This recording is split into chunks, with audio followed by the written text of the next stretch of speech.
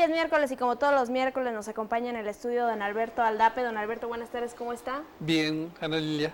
Con un tema que pues es muy importante aquí en México y que tiene que ver con que los diputados aprobaron desindexar el salario mínimo, don Alberto. Así es.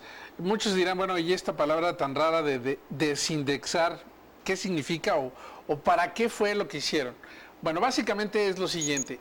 Dejan de estar amarradas los pagos del Infonavit, multas, permisos y una serie de cuestiones al salario mínimo.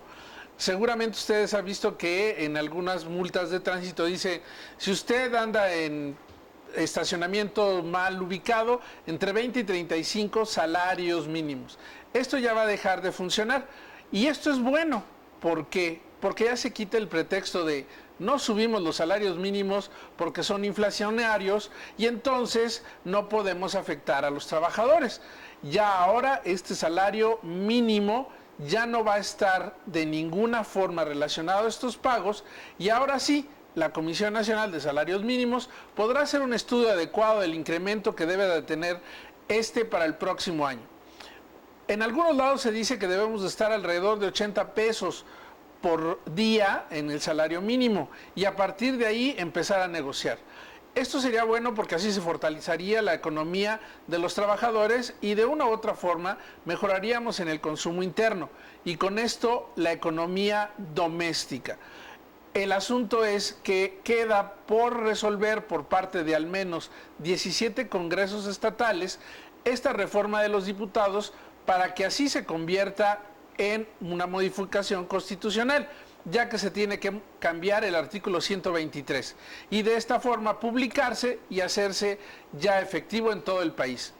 Como vemos, los diputados ya hicieron su trabajo, los senadores igual, ahora tendrán que hacerlo los diputados locales en al menos 17 estados. Y por otro lado, la Comisión de Salarios Mínimos, que es tripartita, donde participan todos los representantes de trabajadores, tendrán que ponerse a hacer realmente su trabajo y ver cuánto es lo que debería de irse incrementando en forma paulatina el salario para poder recuperar lo que se ha perdido en los últimos años. Es una medida importante, es la conclusión después de haber quitado las famosas zonas por salarios mínimos. Ahora ya solo queda entonces conocer cuál va a ser el resultado para el próximo año y a partir de ahí entonces sí las negociaciones de los contratos colectivos de trabajo y cada uno de nosotros poder hacer nuestro presupuesto de ingresos en base a estas nuevas condiciones que tendrán los trabajadores.